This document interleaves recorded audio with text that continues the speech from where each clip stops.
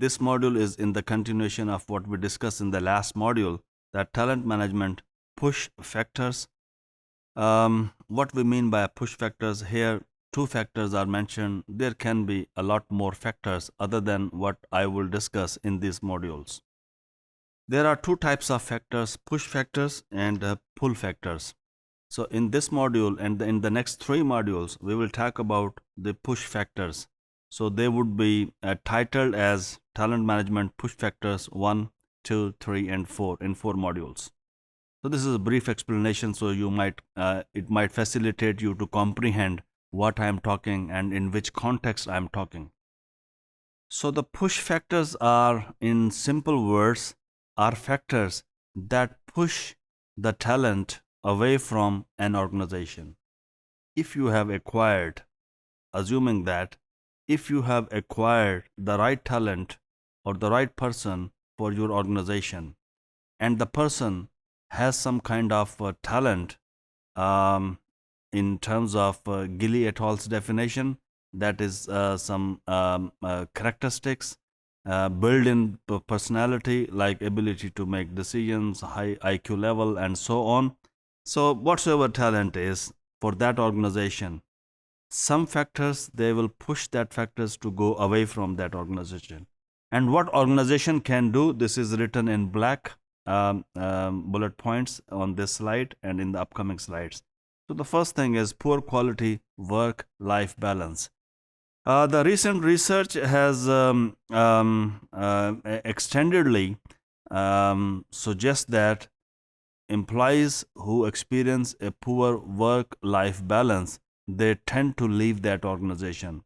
In other words, a poor work-life balance has a positive relationship with turnover intentions or the actual turnover.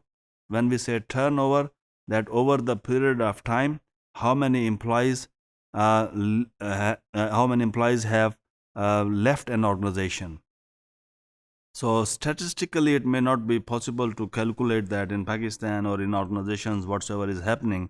So generally, the intentions are measured, because you have to see if you are working in an organization, do you have intentions to leave this organization? So some measures are available. They can be used to determine or examine your intentions.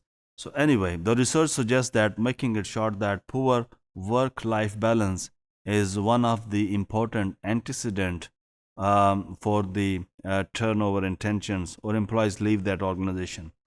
So what employer can do here?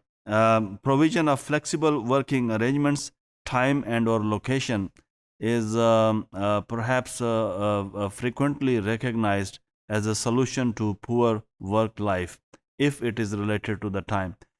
Some organizations where there is a shift work or factory work, still there can be some opportunity to offer a kind of flexibility to the employee. For example, if the people work in a shift, you help an employee to choose a shift that person wants to do, or that shift really suits to that person according to his or her family circumstances or the location or locality where he or she lives. So avoid overloading employees with too much work. It's not only related to the time and location, but it is also related to the overloading employees. When employees are overloaded for the professional work, usually they keep on doing that work, or they keep on taking that work from their workplace to home. And when they reach home, they keep on doing the same thing, or they keep on doing what is the leftover at workplace. So when employees keep on doing, it results in a poor work and life balance. And as a result, those people who have the talent or who are the right people for your organization may choose to leave the organization. So this is considered push factor that take away the talent from your organization. Flexibility is considered as a solution, and it is considered as an attraction towards to employees for an organization. Co-workers relationship, a poor social relationship at workplace is also considered as one of the important factor that push the talent to go away from your organization. When we say about the social relationships at work, um, somebody who was conducting a research, I get familiarized with that person, and I talked with that researcher in this field, and I found that one of the important determination, or in other words, calculation or measurement of whether there is a social welfare or social well-being at workplaces, if, or you ask the people in your organization, do you have one co-worker or one peer in this organization with whom you can share something personal or something related to work openly and candidly? If you do not have a one person at workplace with whom you can sit, have a cup of tea, talk about the organizational issues, talk about the personal issues to some extent, then there is a lack of social support in the organization. So when employees are coming to work, they are not on they cannot work consecutively for long hours without any socialization. So there is an attraction to, or attraction towards employees, or attraction of these things for employees to come to work, that they also want to see their peers or co-workers. So developing a culture that promotes learning and trust, this is where employees can socialize with each other. Design and incorporate teamwork for task accomplishments. So when people are working in a team, they get to know each other, they socialize with each other, they learn from each other. So this is what you can do when we say to minimize the impact of this push factor. So create a supportive environment so that employees feel as if they are part of a close knit tie in an organization, and approximating family ties. I have seen few organizations they are doing it.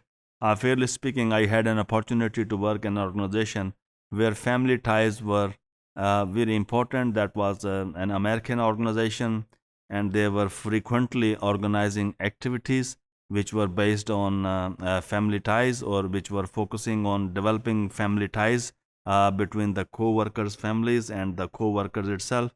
For example, after a month, or in whenever we have a festival, your organization has arranged a family get together, or a family dinner, or a department get together, or a department dinner. And this provision, this helps an organizations to minimize the this push factor, and to have a positive impact on talent management. Thank you.